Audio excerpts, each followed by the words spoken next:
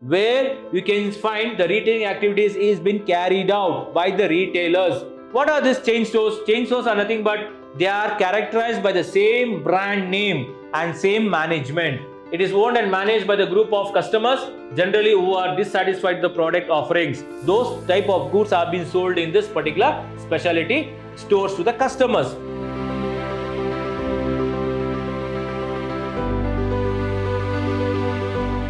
Hi and a warm welcome to you all dear students. I, George Ilme, Commerce Faculty, Department of Commerce, Vidyashram First Grade College, the Temple of Excellence, Mysuru.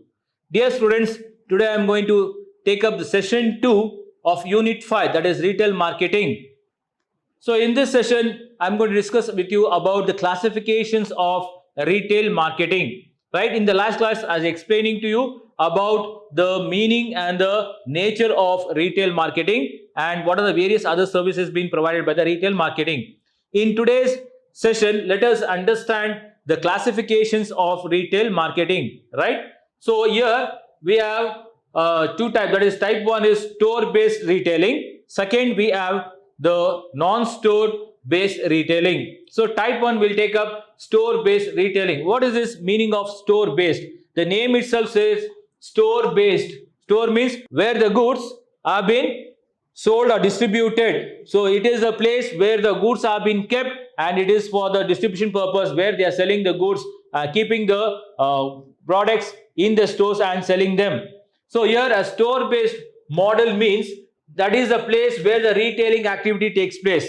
So a store-based retail model means, or we say it is a place where you can find the retailing activities is been carried out by the retailers, that is physically. So physically all the retailing activities will be undertaken in a store or in a place. That is what we call a store-based retailing. It means there is a physical place where it may be a store or it may be an outlet, right, retail outlet, and where the activity is being carried out. So in that particular store or in that particular place, the retail activity takes place. Now store-based retailing can be further divided on two parts. So this store-based retailing has been again classified or divided into two types. That is, one is on the basis of ownership, secondly on the basis of goods offered. So on the basis of ownership and the basis of goods offered, the store-based retailing is been divided. Now let us understand the first one on the basis of ownership. So it says traditional retailer. So on the basis of ownership, we have first one, the traditional retailer. What is this traditional retailer? It says it is one of the oldest form of retailing. It is one of the oldest form of retailing where you can find, right, which was existed in any economy. So it was existing in any kind of economy. And this particular traditional retailer has provided a base for all other retail formats to develop. So because of this traditional retailer, it has given a base, or it is like a foundation where the other retail shops have come up or it has been developed, right? And this traditional retailer owns a single retail outlets, right? So this particular traditional retailer, he owns a single retail outlet and he specializes in a single type of goods only. So he will be having only one single shop, and in that shop only a single type of goods will be sold, that is specialized in single type of goods. The business may vary from local kirana shops to panwala shop. So under this particular traditional retailing, it says this particular business, it varies from a small kirana shop, means a small petty shop we say, or what do you call shop, a small shop near residential houses you can find, and it is up to the panwala shop, that is one who makes the pan, and from the ready-made garment shop to a jewelry business. So it starts from kirana, that is local kirana, to panwala shop, as well as from the ready-made garment shop up to jewelry shop. You can find this kind of traditional retailing takes place. That is based on the ownership. Secondly, this business is managed and owned by whom? By the proprietor himself. So one who is the proprietor or the owner, he will be having the ownership and he will be managing his business, right? Or in a group of family members. So it may be the single individual from a family who is the owner, or sometimes the group of family members, they will be looking after this traditional retailing business. Now this business generally passes on from one generation to another generation. So here under this particular generation, that is traditional retailing, the business activities will be, that is, it generally passes on from one generation to another generation. So like this, it has been passed on in the family. And generally, this kind of business enjoys a great amount of goodwill. Why? Because they have personal contact with the customers. Because of personal contacts with customers, they are having a very good reputation and the goodwill. And it says this business cannot take advantage of the mass production. Here, they are only limited to one particular shop and to one particular product. So in that case, the disadvantage or demerits, it says, of this retailing, traditional retailing, it says it cannot take the advantage of the mass production. It cannot undertake large production, as well as it cannot enjoy the economics of scale, where it can produce and sell in larger quantities and make more profit. That cannot be done. So these are very popular, known as mom and pop shops. So this kind of retail marketing or retail shops, they are called as, or traditional retailing shops are called as mom and pop shops. Now coming to the second type, under ownership, base of ownership, we have chain stores.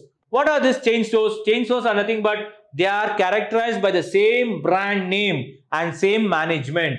So chain stores are characterized by the same brand name as well as the same management. That is, there is a common ownership. Same management means common ownership of one or more retail outlets. Now, for example, if we see, we have more. So more, they will be having the same different outlets in the parts of the cities. So in the part of the cities, you can find 10 or 8 or 5 same outlets of more. So here it says, that is what we say, chain stores. So these stores are in terms of goods offered. So whatever the goods are offered in one particular outlet, the same thing also will be selling there in other outlets of that particular cities. And it says it has been offered for sale, and the outlook of the store and the price are ambience. So they enjoy the benefit of the common sales promotion and advertising campaigning. So this particular chain store, they enjoy the benefits of the common sales promotion. So there's a common sales promotion for all the outlets which are there in the city, right? As well as all the advertising campaign also will be the same for every outlet.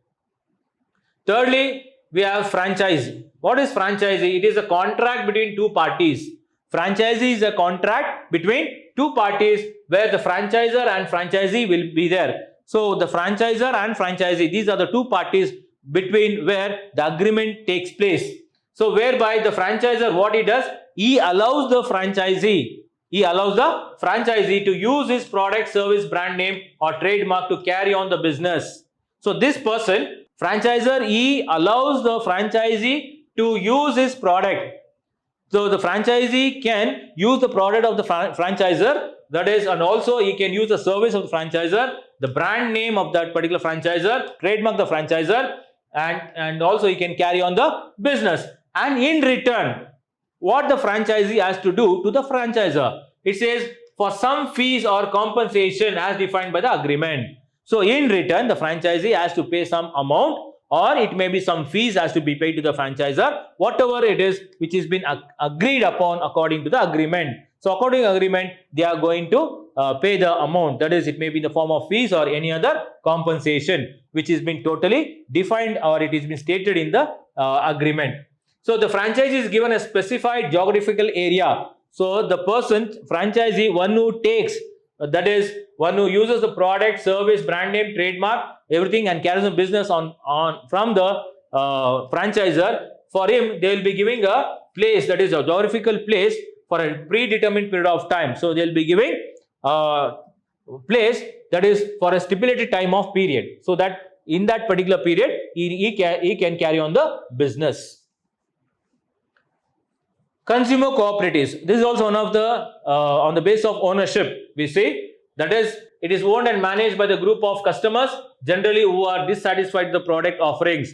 So this kind of consumer cooperative societies, they are cooperatives, they are also where we call them as, they are owned and managed by whom? By the customers, and who are very much dissatisfied with the offering of the products. They are not happy with the offering of the products. That is why they have started this kind of consumer cooperatives. Now, the basic motive of such cooperatives is what? What is the main aim or the objective of this particular basic cooperative societies? It says mutual benefit. That means each one has to get the benefit, that is the members of that particular cooperative societies, or we say cooperatives, consumer cooperatives, so that the members of that particular cooperatives should get the mutual benefit from each other. So these retail outlets have limited capacity of growth. So here you cannot find the growth and development. There is a limitation for that, right? And because the amount invested is very much limited. Only few customers will be there in this particular retailing business. So only few, and they will be not having much income. So whatever they are investing, with that they have to do all the business activities or carry on the business activities. So the group of customers who manages this outlet contributes to the capital also. So as I told you, the members who become the members of this particular, those persons or the consumers who become the members of this particular consumer cooperatives, they have to, or they will invest the capital from themselves. Next is lease department. See, under this, it is where one company or a retailer carries on the business with the premises of another company or retailer. So it says very popular to concept is known as shops within shops. So a lease department means what? It is where one company or a retailer, he carry on the business. He will be carrying on the business within the premises of another company or the retailer. So it means the person, he will be carrying on his activities. So a person will be carrying on the activities, that is, it may be a retailer or a company where he will be carrying on his activities or business activities within the premises of another company. So within the premise of another company, another retailer or a company will be doing the business activities, right? And this is popularly concept is known as shops within shops. So here we can have this concept, we call this concept as shops within shops.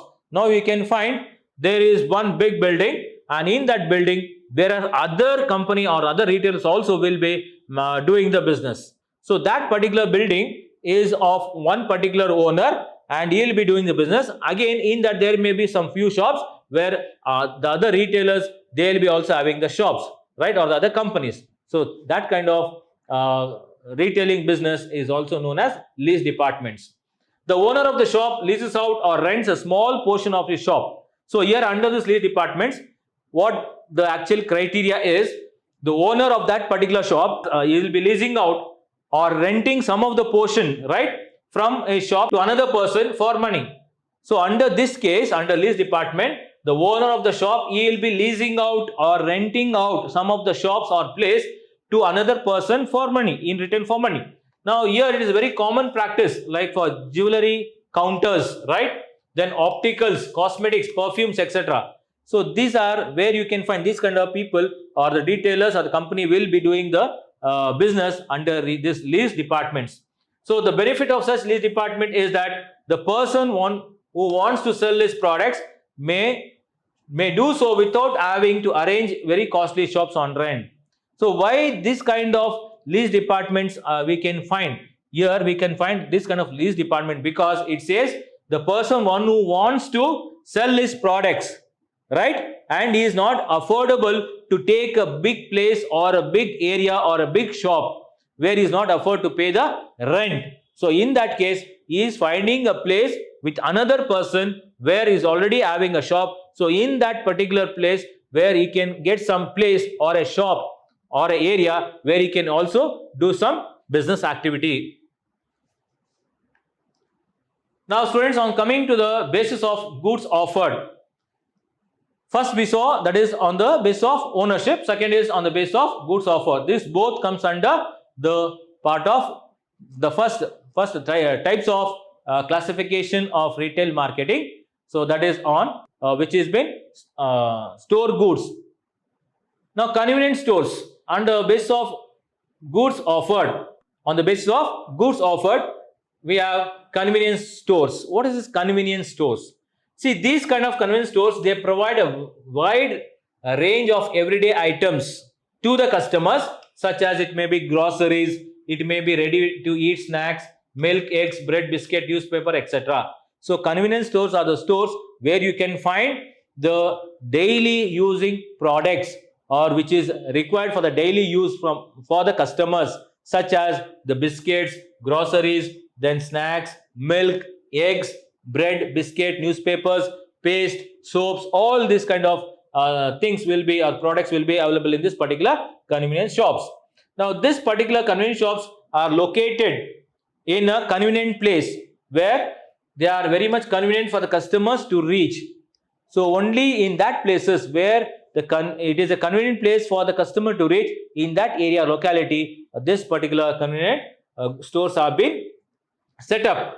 Now here some convenience stores operate 24/7, right? So example, you can see 7-Eleven is a famous example for convenient stores. So this kind of convenience stores, they operate 24/7, and these are the shops or the stores where you can find it is easily available and it has been situated where it is very convenient for the customers to reach and buy the products, which is very much essential for their day-to-day life of the business. Second is specialty stores.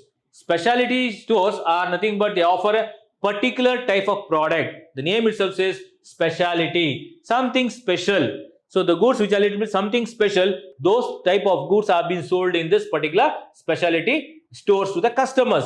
And they are exclusive stores. They are exclusive means something different from other stores, and they offer a particular type of product. So these kind of stores, they offer a different or particular type of product where the customer requires it or needs it within the particular product line, and within the same product line, which is wide variety of goods being offered. And specialty stores are suitable for the customers. Why? Because some kind of brand preference will be there in this particular shop. Now, for example, if you see the whether that is leather items or the shoes, or it may be the spectacles, right? Optics we say, or it may be the branded clothes. So all these where this kind of products are being sold under this particular specialty shops. So here, and even jewelries. So this kind of specialty stores, they focus mainly on the jewelry items, then apparels, that is the costumes, then furnitures, right? Then electronic items. All these are different kinds of products which are being sold under this specialty stores. Then we have department stores. It is also one of the retail establishment or the stores which provides a range of products to the consumers. So here different range of products are being sold to the consumers, right? So under this store, it has been divided into various departments. So for example, if you go to a departmental store, we can find different departments, like it may be cosmetics different, then clothing separate, then plastic items separate, toys separate, electronics goods separate, right? And all the day-to-day requirements, that is separate. So all these different kinds of departments will be there under this particular departmental store, where personal care and cosmetic, books, stationery, housewares, electronics, all will be stored under different departments and sections. And this department store will provide, we say it provides a wide range of goods, different kinds of goods to customers under one roof. For example, I told you, if you go to supermarket or if you go to the mall or like this, they have different wide range of products which is being sold under one roof. And this particular department stores, they are generally large in size. They are very much big and large in size, and it is owned by large chain. It has been owned by large chain. Example, Shopper Stop, Ebony, The More, right? Big Bazaar, like this. Next, we have off-price retailers. What do you mean by off-price retailers? We can see here 40 to 50% off, like this. So these retailers, they'll be providing a very high good quality goods, right? But at a cheaper price. So under this offer price retailers, we can find the goods of commodities will be sold, and it will be sold at a lesser price, but the quality will be good, very high, good quality products. So this type of goods, when sold by the manufacturer, so it says directly by himself to the customers, is known as factory or second outlets. So when a manufacturer or a producer, when he sells this kind of products directly to the customers, right? then we call this kind of selling part or activity as known as factory or second outlets. Now this sell second-hand goods. This kind of offer price retailers, they will be selling the second-hand goods, off price or off season products at cheap prices. So under this off price retailers, we can find they will be selling the second-hand goods as well as off season products, and this will be sold at a very less price or cheap price. And here the goods sometimes have little minor defects or little bit of what you call damages. So tiny damages or little damages will be there, and maybe of odd sizes, different big sizes, or it may be sometimes a small size also. So this kind of goods are being sold under this particular off price retailers. So example, you can see Bata factory outlet, then Monte Carlo factory, Nick factory outlet. All these are outlets where they'll be selling this kind of off price retailing. Then we have catalog showrooms. Catalog showrooms are the one which are the goods are not being displayed. Here you are not going to see any kind of goods being displayed, but there are various catalogs being kept for the products. But catalogs will be there, so you need to just turn the pages of the catalog and just you can see which are the goods which can be offered or sold. So the customer chooses the product from one of the catalog. So out of different products in the catalog, the customer, he will choose which product he likes from that particular catalog, and then he fills the form order. So there is a form order. He needs to fill that form order according to the product name, then manufacturer, then the price of the product, then what are the number given for that particular product, the code, all that he has to enter in that particular form, order form, and deposit on the sale counter. So then after finishing this order form, he needs to keep it, or he has to deposit in the sales counter. Now at the sales counter, what happens? The sales clerk, he will arrange for the products to be bought from the warehouses for inspection and purchase. So once this particular form is been filled and it is been kept on the or deposited on the sales counter, the sales counter clerk, he will take that particular order form and see that he will send it to the warehouses or the godowns. From there, they bring that particular product which has been liked, which has been chosen by the customer, right? And they will bring it and they will see that the inspection will be taken place, and after inspection, it will be sold to the customers. Now, this kind of what you call the catalog showrooms, it is very common practice for jewelry, electronic items such as houseware items and washing machine, television, air conditions, all this, right? And these days you can find designer clothes are also sold through catalog showrooms. Next we have supermarket. So these are very big self-service stores. Supermarkets are big self-service stores which will be providing the wide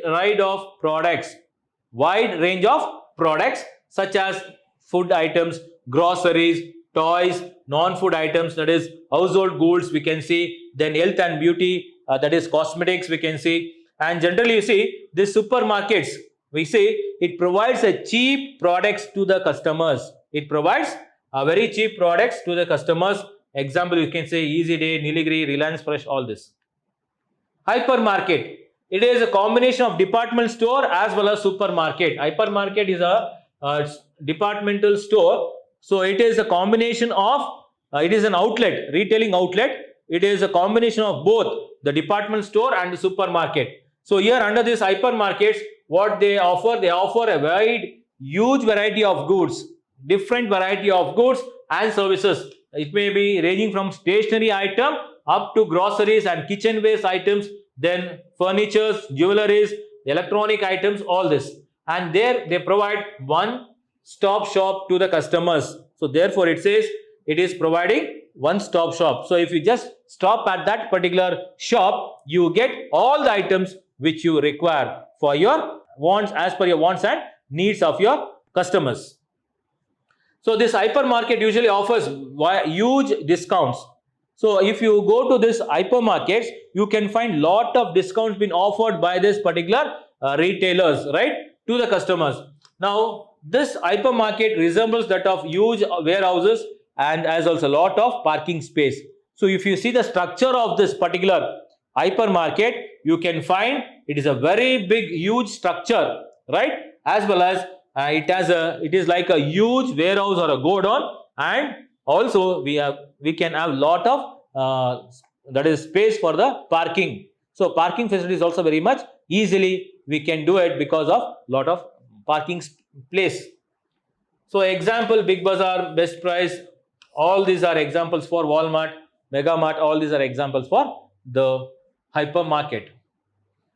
Now coming to shopping mall. Shopping mall is also a retail establishment where it is a retailing concept where there is a combination of branded stores, food court, entertainment zones, including game zones, we find movies, parking facilities. All this are the main important elements of this or factors of shopping mall. So here we can find it is a combination. Shopping mall is a combination of the branded stores, right? Food court, entertainment, then we can see games zone, theaters, that is movies, and parking facilities. So this is a modern concept of retailing where it says the owners of the shops, they pay rent or lease the developers of these malls. So this is a new concept or a modern concept for retailing business where the owners, what they do of the shops, they pay rent or they take on lease the developed of malls. So they occupy the place in the mall as tenants. So these owners of this particular shops, they'll be occupying this particular place in these malls as the tenants. So tenants means by paying rent or by taking the place on lease. So examples of malls are Ambience Mall, then Gurgaon Mall, Garuda Mall, Mall of Mysore. All these are examples of this particular shopping mall. Kisco, it means a small shop generally seen at malls, airports, railway station, bus stands. So this kind of retail outselling, that is kiosk, is a small shop which is seen at the malls, airports, railway station and bus stands. You can find this kind of retail outlets. So what they are offering specialized services or goods to the customers, which are one-sided or two-sided open. At some places there are some automatic vending machines, right, which is not operated by human beings, but people have to just put in the money in the machine and request the desired item. Then that item comes out of the machine just like money comes out of ATM. So just like ATM, we can find all these Kiscos in the airports, railway station, bus stands, and they give a specialized service. For example, if you go to the railway station and you can see if you want a platform ticket to be purchased, you do not have to go in the queues and stand for near the counter. So there is a machine, that is Kisco machine, has been placed where you can just insert the coin accordingly. How much coin to be inserted, that will be information is there. It is 5 rupees or 10 rupees or whatever it is. Then accordingly you put the coin and you get the platform ticket. So that is the one of the retailing outlet. Then discount stores. It is also one of the retail establishment that provides goods and services to customers and at a discounted prices. So here you can get the goods and services which are provided to customers at a discount price, and generally you see the goods which has been offered by the stores is very broad, but the stores are providing limited services to customers. They operate as a low price, the retailers. Now coming to second type, the non-store based retailing. So there in the first type we saw the store based retailing. Here it is non-store retailing. Now under non-store based retailing, here it is a retail format that is not confined to the walls of a particular area. So here you don't have any four walls, or you don't have the place, right?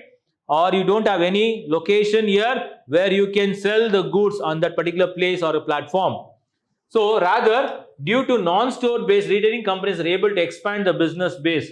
Because of this non-store based retailing, the retailers, they are expanding the business in a very wide and a larger scale. So here it can be again, this non-store based retailing can be again divided into two parts. One is direct selling and next is indirect selling. So let us see direct selling. Direct selling is a retail format which, as the name suggests itself, the form of selling which involves personal contact with the customers. So under this direct selling, you will be involved with direct contact with the customers. So the retailers, they will be dealing with the customers physically, that is, they are having personal contact with the customers. Party plan, which is in which the seller invites his friends, right, neighbors and other acquaintance to his home for a party, and he displays the goods there. People see the displayed goods and buy them. So this is one of the part of direct selling. So under party plan, the friend, he will be inviting his friends, the neighbors, everyone, and he will be calling them for a party, and there in his house he will be keeping the products, displaying the products, and the people who are come there, that is the friends or the neighbors or whoever it is, who they come to the party, those people will see those particular products and they will buy them. Door-to-door selling is also where the salesmen are sent door to door. You know that it is one of the part of promotional activity, the tool. So it says they are selling door to door and sell the goods to the people. Sometimes this form of selling becomes a part of academic curriculum and helps to train the students also to sell the products. Like for the marketing, they may give an activity, or they may give a what you call assignment to go to different houses door to door and sell the products. It becomes a part of curriculum for the marketing students. So many of the articles like books, or we can see household warehouses or kitchen warehouses, right, cosmetics, then jewelries, some kind of imitation jewelries, that is duplicate jewelries, all these are being sold by this kind of method called as door-to-door selling. Like Tupperware, Amway use this kind of methods of selling the products, even the detergents and the soaps. Second is distance selling. Now distance selling involves use of electronic commerce, very popular, known as e-commerce, to sell the goods to the customers. So distance selling means that is electronic commerce. You are selling your goods on base of electronic commerce to the customers. Now these days, because of busy life of people, we find this particular e-commerce is a very much best type of selling the products or buying the products. So this form of retailing is increasing and gaining its ground because everyone are busy in their life. No, there is no time to go to the outlet and buy the products. Instead, you sit at home and you purchase the products from that particular apps. So you order it and you get it. So people are informed of the product either through the email or through telephones or through internet sites or television, so that they will access to it, to that particular website, and buy the product. The third type is service retailing. Service retailing. Under the service retailing, it is nothing but selling various kinds of services to the customers. So service retailing means you are selling your services to the customers in different forms, right? Such as it may be as banking. So banks also give various services, insurance, taxes, hospitality services, etc. All these are the various part of servicing retailing. So these retailers of the service these days are very much increasing nowadays because using of internet to reach the customers and broaden their customer needs. So earlier we need to go to the banks or we need to go to the insurance office to make a policy or to get the service from the banks, right? Or to book a taxi. All this. Now it is so easy. You sit at home and you do all the activities through internet. That is, and immediately all the services will be provided to you. So a customer in any part of the country or even any part of the world also can book his taxi in advance. So if I want a taxi in advance, I can book now itself and I get the service of the taxi, right? So the person sitting at home, he can also book a movie. Movie tickets can be booked by sitting at home, then even select the sites at the internet by using internets or the seats. Also he can select. Then banks and insurance companies, they are making use of this particular service internet technology by offering more innovative products to the customers, that is or the clients, in the form of this service retailing. Then we have organized and unorganized retailing. See, organized retailing, it says very past few years, if you see, the concept of this organized retailing has also very gained momentum or the grounds in India. Now here in this particular organized retailing, it has a very tremendous growth has taken place, and with the potential that is in favorable of business environment and government policies. Now this particular organized retail, it includes big shopping malls. So we can find big shopping malls under organized retailing, then big complexes which are offering wide variety or huge variety of services or branded goods and services. And also they provide a very good quality products, and also they provide what? The value for money. Whatever the value for money you're giving, for that a very good service also will be rendered, and making a shopping more, that is called experience or memorable experience. Now this type of retailing is also known as organized retailing, because due to the fact that there is a trading activity in this sector. Now there are other such acts such as Sales Tax Act. Now even due to this reason, it says activities are guided by the provision of an act under which the particular business is registered. Coming to the unorganized retailing, the name itself says it is not organized, it is unorganized. So here the kind of retailing that is traditionally prevalent in India. In olden days, this kind of unorganized retailing also was prevailing, and even now you can find this kind of unorganized retailing markets or marketing takes place. So here in this particular unorganized retailing, it does not follow any kind of statute or legal provisions. So they don't follow any kind of statutory or legal provisions, and therefore under this, therefore it is not compulsion.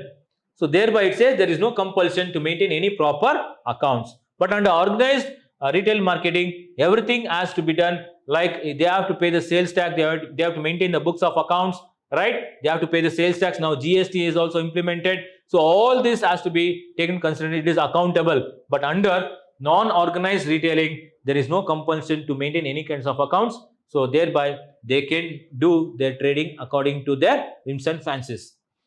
So the retailers in the organized retailing are small business operators. They're not big operators, but they are small operators, and they don't have the technical knowledge. So they don't have technical knowledge. So they lag behind the technical and accounting standardization work, right? And these products sold by these retailers are unbranded one. They are not branded products. The products or services which is being rendered by this particular unorganized sectors or retailing is not a branded products, and the materials are acquired by locally by using personal contact. So they are purchasing the goods from the local people, gathering them, and they are selling them in local only. Now you can find this kind of unorganized retailers operating in unorganized sectors. Which are those unorganized sectors? Like I told you, local kirana shops, then vendors, mobile vendors, etc. So here the product and services which may be sold, right, at a fixed location, or the vendor may be mobile. So here you can find this kind of unorganized retailing shops will be somewhere located in somewhere in the area, or it may be like mobile, where the person will be moving, selling his products. So the example of the retail operating under unorganized sector are local clothes merchants we can find, then vegetable vendors, then fruit merchants, fruit merchants, groceries, vendors selling clothes, toys. All these are different types of the examples for the retail, that is unorganized retail shops or retailing. Now under this unorganized retailing, or we say retail shops, it provides employment to many people. How it provides that is employment to many people? In the form of salesmen, because they want to sell the goods. So in order to sell the goods, they employ a lot of people as salesmen as well as helpers. But compared to the organized retailing, this particular unorganized retailing, the employment generation capacity is very much less, because here only few products and a very small business. That is why employment opportunity also is very small in size or in scale. So moreover, the products and services which they are offering, that is by the unorganized retailing, which are being sold, may not be comparable to international products and services, because they are selling only the local products which is been bought by from the local people. So you cannot compare it with the products of international markets.